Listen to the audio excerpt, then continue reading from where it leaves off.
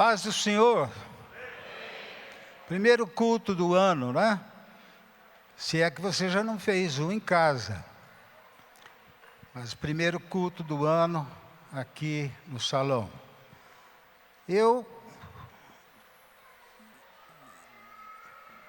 fiz o sermão aqui no computador. O computador deu um pau. A Lília veio me ajudar, entrou, mas não anda. Ele não sobe. Então eu só tenho o início. Eu vou pregar o início e fazer dele o meio e o fim. Mas eu oro para que o Senhor possa falar aquilo que Ele quer nos falar nessa manhã. O título da palavra é guardar a fé. Diga para o irmão. Guardar o quê? A fé. Ok, nós vamos ler 2 Timóteo, capítulo 4, versículos de 1 a 8.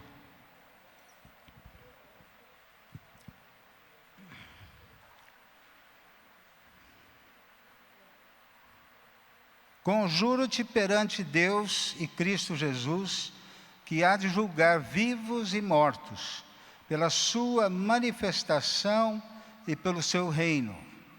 Prega a palavra, insta, quer seja oportuno, quer não, corrige, repreende, exorta com toda longanimidade e doutrina.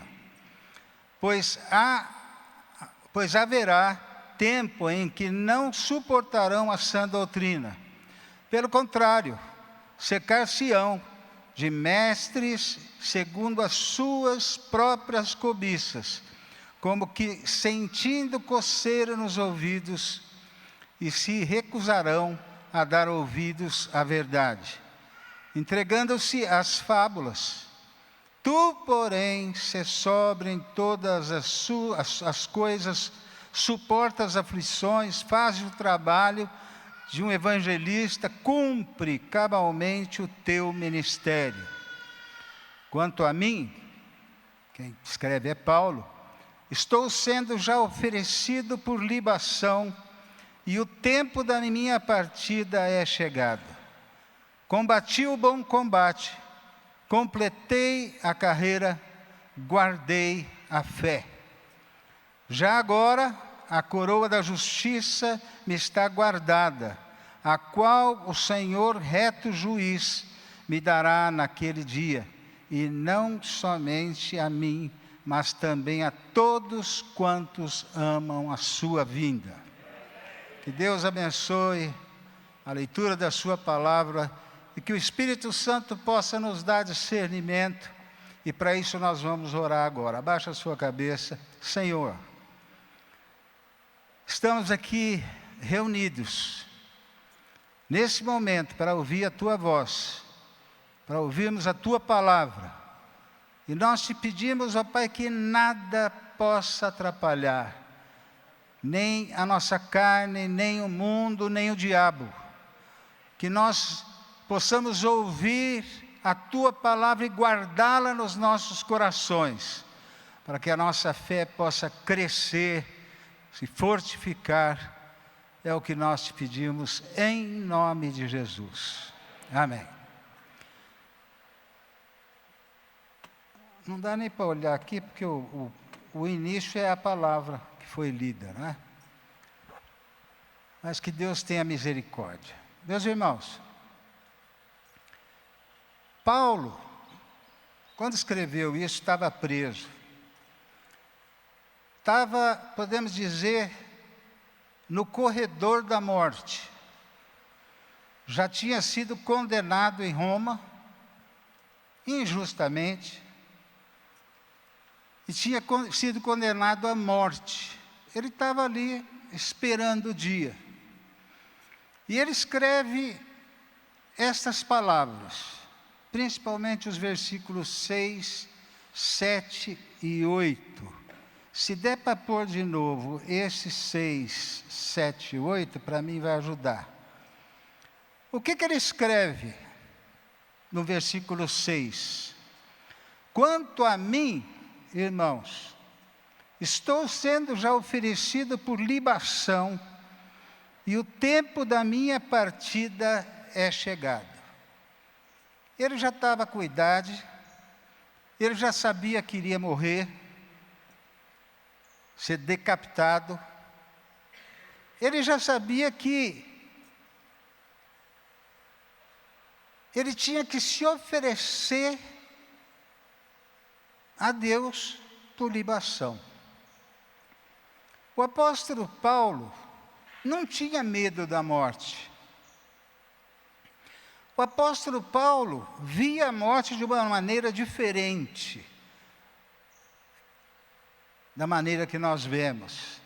Eu, por exemplo, fui pegar meu óculos, fora sexta agora a outra, e eu fui pela primeira vez fazer esse óculos, mandei fazer, num senhor chamado Marcos, ali na Araújo Leite. E sexta-feira, à tardezinha, eu fui buscar o óculos. Ele acertou o óculos e tal, ainda falou para mim, parece que nós nos conhecemos há muito tempo. Ok, pus o óculos. O que aconteceu? Domingo, ele teve um infarto, morreu. E o povo lá estava desesperado, os parentes dele, naturalmente. E até eu fiquei meio assim, falei, puxa vida, eu vi um dia, 2 dias depois, deu infarto. E quando fala de infarto para mim, eu lembro de mim mesmo. Né? Sabe que eu vim infartado para Bauru, desde a Riviera até Bauru, sem saber que estava. Mas eu estava branco, eu estava suando, eu estava com dor. Encontrei o Marcelo Gaia no último posto ali da Castelo Branco, e ele falou, Bilão, você está branco? Eu falei, como branco? Eu estou saindo da praia. Acho que eu estou dourado. Não, você está branco. E eu estava mesmo suando. Fui, me olhei no espelho e falei, Lília, vai dirigindo, porque o risco será menor, apesar de ser grande. Aí viemos, chegamos, a minha nora foi me ver e já imediatamente me encaminhou para o hospital. Então eu sei o que é infarto. E a vida é assim, Deus dá, Deus toma a hora que Ele tem preparado para isso. E Paulo sabia que ia morrer. Mas para Paulo, ele já tinha escrito uma coisa. Ele escreveu o seguinte, para mim, o viver é Cristo. A vida dele, depois da sua conversão, foi Jesus. Foi pregar o Evangelho, levar o Evangelho aos gentios. Foi perseguido, ficou 2/3 do seu ministério preso. Para ele a vida era Cristo, mas o morrer é lucro. Porque ele ia sair dessa casa, essa casa com a natureza pecaminosa, carnal, essa casa que sente dores, que sofre, e ia tomar posse de uma nova casa, um novo corpo, que não sente dor, não sente nada. Ele tinha essa visão, ele tinha essa crença, essa fé. Então, para ele, é lucro. Chegou a hora. Depois ele escreve, combati, presta atenção, combati o bom combate durante a vida. Ora, se tem bom combate, é porque tem combate ruim. Muita gente, inclusive na igreja, fica combatendo, brigando, discutindo por política. Muita gente fica debatendo, fica discutindo por futebol. Futebol, hoje teu time ganha, amanhã perde. Hoje ele está melhor, amanhã ele está pior. Não vai mudar, sempre foi assim. E nós discutimos muito por causa de futebol. Graças a Deus hoje eu não estou mais nessa, mas com o Arlindo eu discuto. Com o corintiano também eu discuto. Bobeira. Tem famílias separadas por causa de política. Tem família que, na minha mesmo, no Natal você não pode falar certas coisas porque vai sair rolo. Mas Paulo escreve: eu combati o bom combate. Qual que é o bom combate? O combate da pregação, para a pregação do Evangelho. A perseguição que nós sofremos quando queremos viver piedosamente. O bom combate, ele combate o mundo. Ele combate o inimigo. E ele combate principalmente a sua própria carne. Como a nossa carne é problemática. Como os nossos desejos são problemáticos. Os nossos sentimentos muitas vezes são de ciúmes, de inveja, mesmo dentro da igreja. No início dos tempos, no Éden, e depois do pecado do homem, não no Éden, já tinha sido expulso, né? Adão teve 2 filhos, Caim e Abel. Nós sabemos da história. Caim matou Abel. Por quê? Porque Abel foi recebido pelo Senhor e a sua oferta. Mas a de Caim não agradou a Deus. E nem Caim agradou. Por quê? Porque Caim tinha ciúmes do irmão. Tinha inveja do irmão. Na verdade, ele não queria matar Caim. Ele queria que as coisas de Caim dessem errado. Ele queria que Deus não aceitasse a Caim e a sua oferta. A Abel e sua oferta. Por quê? Ciúmes. Ora, o fruto da carne inclui ciúmes, inveja, etc, etc, etc. E a hora que nós vemos, nós estamos com aquele sentimento.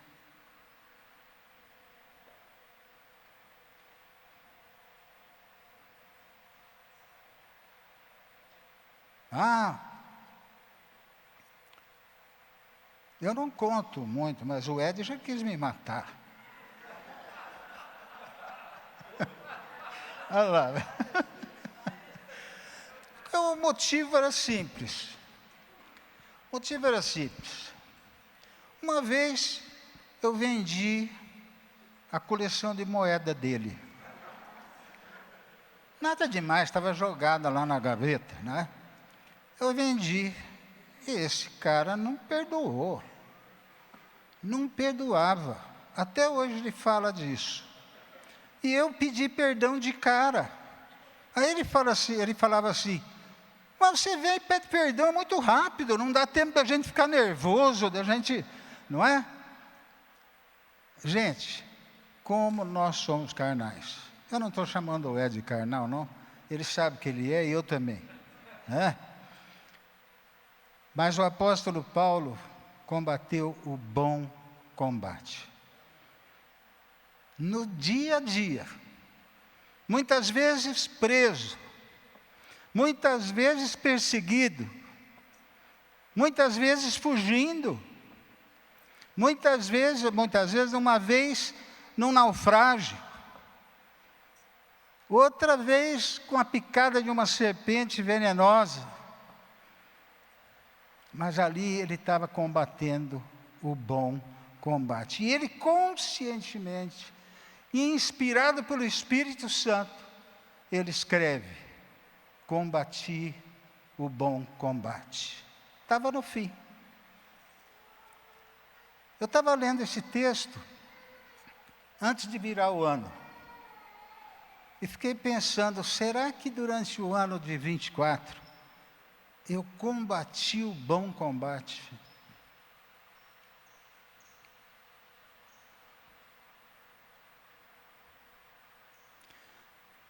Será que o ano de 24, eu fiz a obra do Senhor como deveria?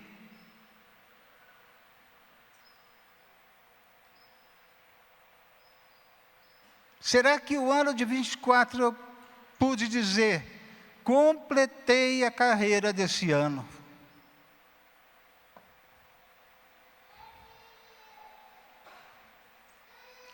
Esse texto que nós lemos, ele é um texto que Paulo escreve assim, ele não conhecia, mas assim, 3D. Passado, presente e futuro. Aqui ele fala do passado, versículo 7. O presente ele vai falar no versículo 6. Põe para mim o 6, querido. 6. Quanto a mim, estou sendo já oferecido por libação, ou seja, o hoje. O tempo da minha partida é chegado. Ele sabia que ele não tinha, o futuro dele não ia existir mais, a não ser com o Senhor. Tranquilo. Tranquilo. O meu pai, aproveitar que ele não está aqui, o aparelho dele, acho que acabou a pilha, a bateria, e ele não escuta, né? O meu pai, quando eu venho aqui, quase toda vez ele fala assim: você vê, o Douglas já foi, o meu irmão Ismael já foi, o meu irmão Nelson já foi, o Felipe já foi, o Gil já foi. Agora, ultimamente, até o Silvio Santos entra na lista dele. E eu estou aqui. Eu não sei se ele está falando bem dele ou mal, né? Eu estou aqui ainda. Paulo sabia que ia. Paulo sabia que o seu momento já tinha chegado. Mas ele podia dizer: combati o bom combate. Estou agora sendo oferecido por libação. E ele foi decapitado. Eu imagino Paulo chegando no céu, vendo muitos irmãos, encontrando muitos irmãos que ele viu morrer. Uns antes da conversão, outros depois. Não sei como é que vai acontecer isso. Mas de repente ele olha e Jesus está vindo recebê-lo. É isso que ele tinha na cabeça. Para mim, o morrer, o viver é Cristo, e o morrer é lucro. Amém. Mas depois, no versículo 8, ele vai falar um pouco, já agora, a coroa da justiça me está guardada, a qual o Senhor, reto juiz, me dará naquele dia. E também dará a todos aqueles que amam a vinda do Senhor. Então ele fala do passado, fala do presente e fala do futuro. Mas uma coisa ele fala: combati o bom combate, e ele termina embaixo: guardei a fé.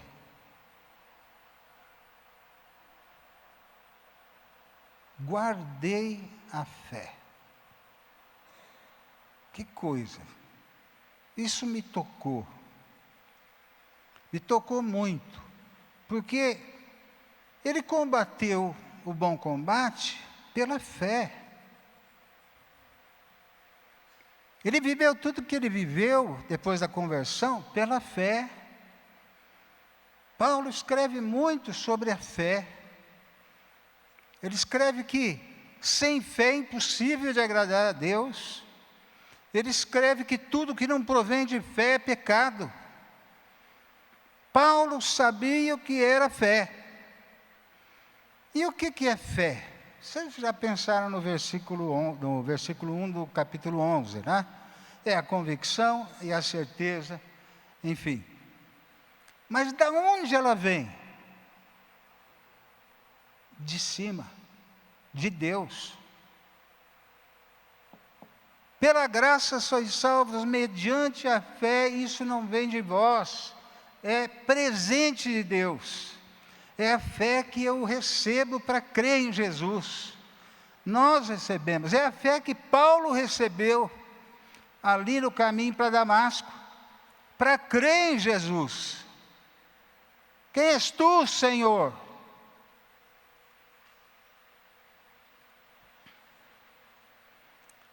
Mas o segundo tipo de fé é aquela fé, isso eu já estou cansado de falar, é a fé que vem de Cristo. É a fé do dia a dia. É a fé, aquela fé de glória em glória, de vitória em vitória. E essa fé vem de Jesus. Essa fé vem da palavra de Deus. Essa fé, Romanos diz, vem pelo ouvir a palavra de Deus. Ora, se vem pelo ouvir a palavra de Deus, ler a palavra de Deus, buscar a palavra de Deus, o que eu tenho que fazer para guardar a fé? Ouvir a palavra. Ler a palavra. Viver a palavra. E o terceiro tipo de fé é aquele que vem do Espírito Santo, é o dom do Espírito Santo. Ok, eu me lembro que Paulo ia passar um dia e uma noite na cidade aqui para baixo lá, né? E ia ter ceia, marcaram a ceia para de noite, e ele foi pregar. Paulo pregou um pouco demais, porque ele só tinha um dia ali, foi até a meia-noite. E tinha um jovem sentado na janela.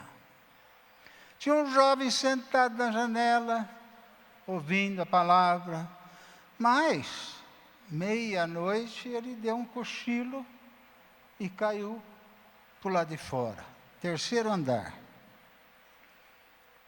Morreu.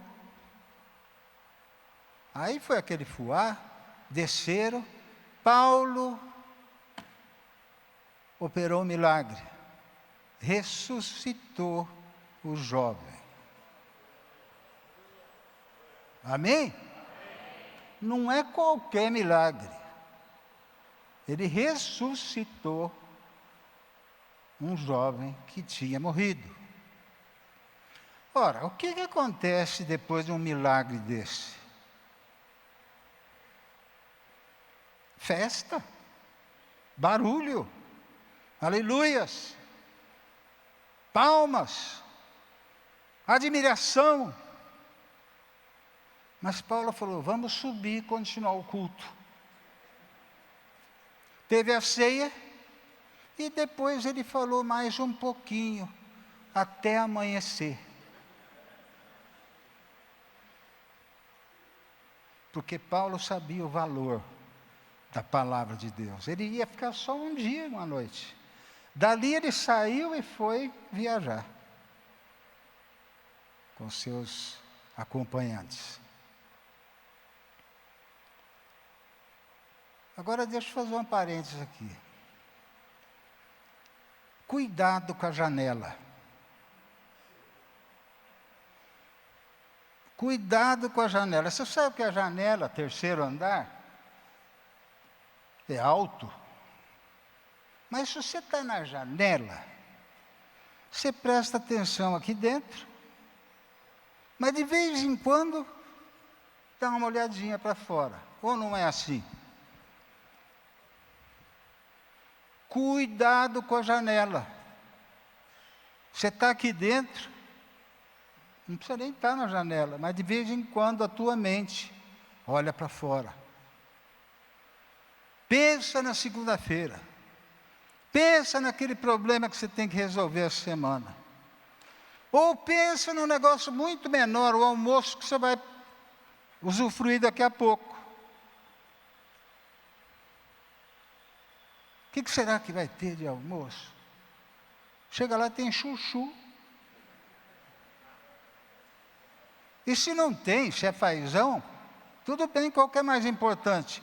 A palavra ou fora da janela?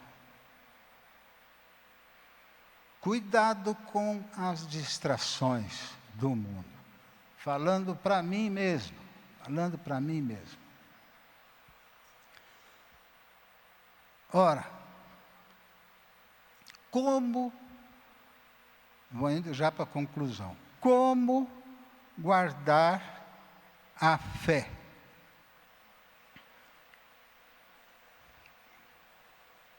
Poxa, andou aqui o negócio.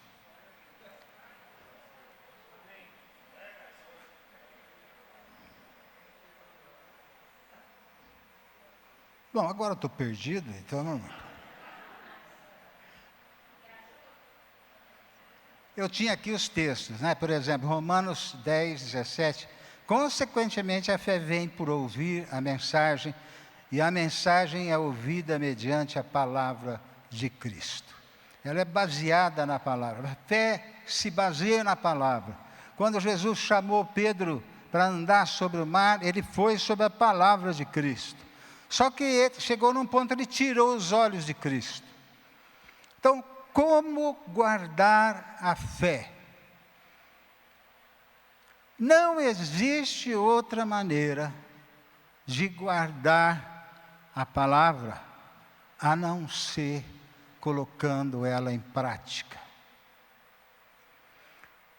Por exemplo, quem sabe somar, subtrair, dividir, multiplicar aqui? Pode levantar a mão.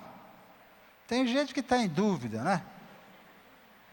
Quem sabe raiz quadrada? Quem sabe logaritmo? Um ou outro. Todo mundo estudou isso. Mas por que eu sei somar, subtrair, dividir? Porque eu pratico. O pessoal que toca, por exemplo, o Cauê que está ali, ele toca bateria, ele toca violão, ele toca de tudo. Mas por que ele sabe? Porque ele pratica. Queira ou não queira, pratica. Eu aprendi violão sem escola. Eu tive um professor, mas ele dava música assim, depois foi pouco tempo. Sem escola, mas o que eu ia atrás, que tocava, então, aprendi, hoje eu já estou enferrujado. Por quê? Porque pratica. Você não vai ensinar teu filho a nadar, e daí você fala assim, olha, você tem que levantar esse braço, pôr lá, levantar o outro, pôr lá, e vai assim, aí você bate o pé. Vem aqui, filho, joga ele na piscina. Ele não sabe nadar. Ele sabe os movimentos, tem que treinar. Tem que pegar aquele isoporzinho e bater no pé, vai, volta. Praticar a palavra. Quanta coisa você já ouviu da palavra de Deus. E não colocou em prática.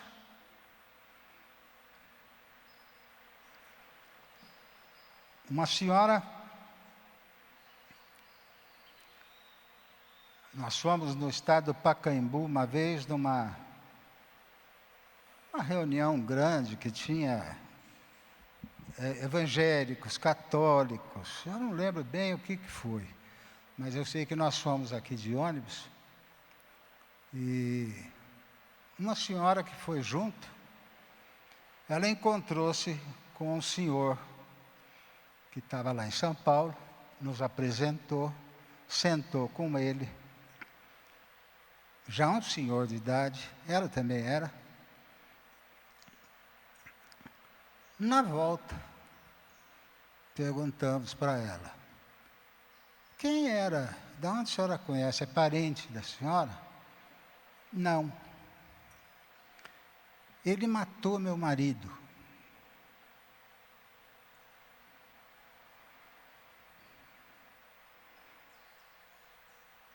E eu li que nós temos que amar até o inimigo. E comecei a visitá-lo e levar um bolo. Ele não entendia. Um dia ele me perguntou, por que a senhora faz isso? Porque você é o assassino do meu marido. E eu tenho que te amar. E eu estou orando para que Deus me dê esse amor por você. Mas do jeito que ela estava com ele lá, dava a impressão que eles eram parentes. Colocar em prática a palavra. Uma vez uma moça aqui da igreja, na época ainda, a Áurea lá do início, ela ia operar uma das pernas, não sabia o motivo, seria uma operação de investigação. Ela tinha uma dor violenta nas pernas. E no grupo, o líder dela veio e falou assim, ela não perdoa a sogra dela. Mas o que a sogra dela fez? Eles se separaram e ela culpa a sogra. Aí um dia ela estava na reunião do grupo, ela falou, dá licença, eu vou sair. Onde você vai? Perdoar minha sogra. E foi, bateu na porta, perdoou a sogra, abraçaram, choraram. A sogra até voltou para a igreja há uns tempos, foi curada. Ela não tinha nada, era psicológico. Mas o fato dela colocar a palavra, a libertou. Como guardar a palavra?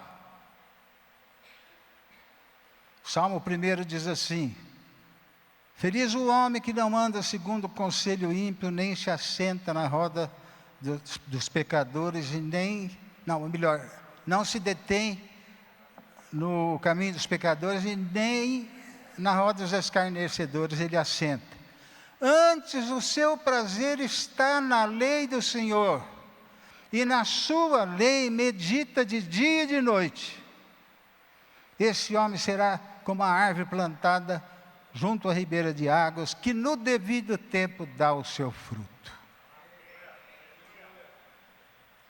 Como guardar a palavra? Como guardar a fé? Lendo a palavra, diariamente. Pega o celular, guarda um pouquinho e leia a palavra. Ou se você prefere ficar com o celular, põe na palavra e leia. Como guardar a fé? Andando com Jesus.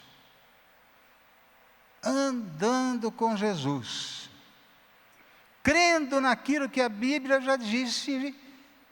Por exemplo, Deus nos amou de tal maneira que deu o seu Filho para que todo aquele que nele creia não pereça, mas tenha a vida eterna. Deus falou. Pela fé na palavra,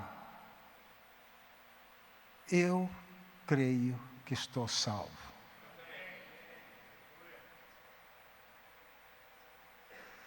Pela fé em Deus, eu creio que sou salvo. Posso morrer daqui a pouco. Não é profecia, mas posso morrer. Porque assim eu vou estar com meu Jesus. Quantas coisas já aconteceram na minha vida? Lógico, coisas boas e coisas ruins, pecados.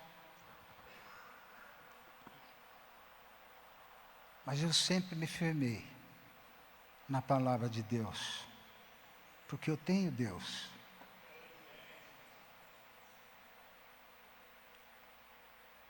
Sempre firmei andar com Jesus, porque eu tenho Jesus.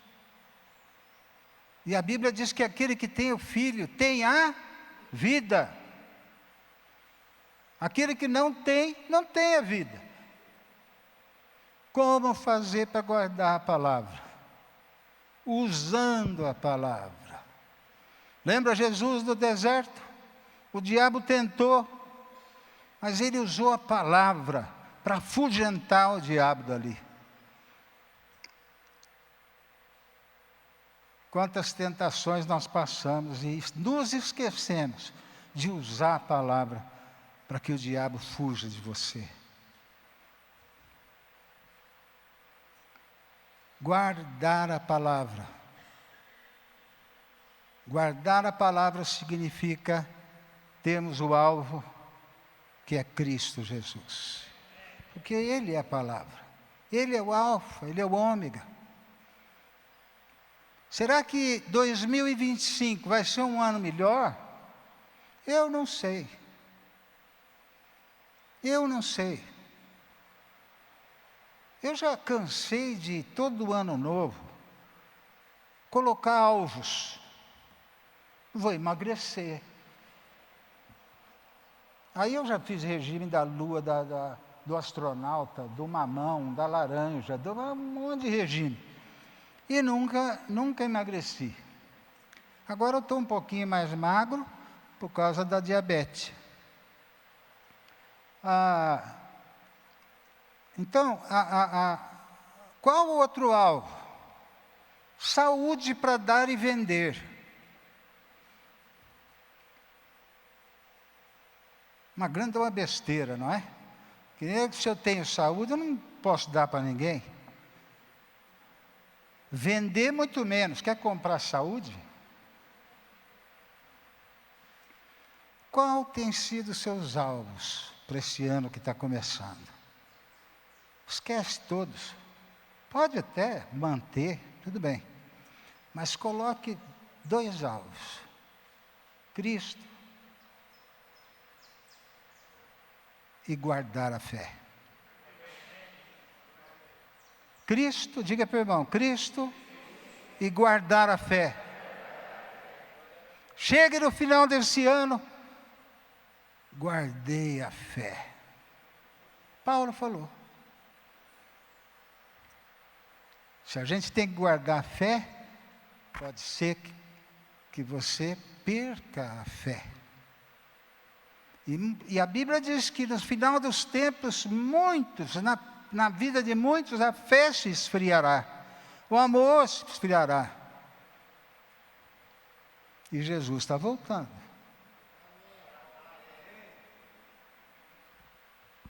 Que Deus nos abençoe, tenha misericórdia de nós e nos ajude a termos esse tipo de fé. Vamos ficar em pé e vamos orar. tvcmc.com.br é o nosso canal para compartilhar o Evangelho do Reino de Deus e o senhorio de Jesus Cristo.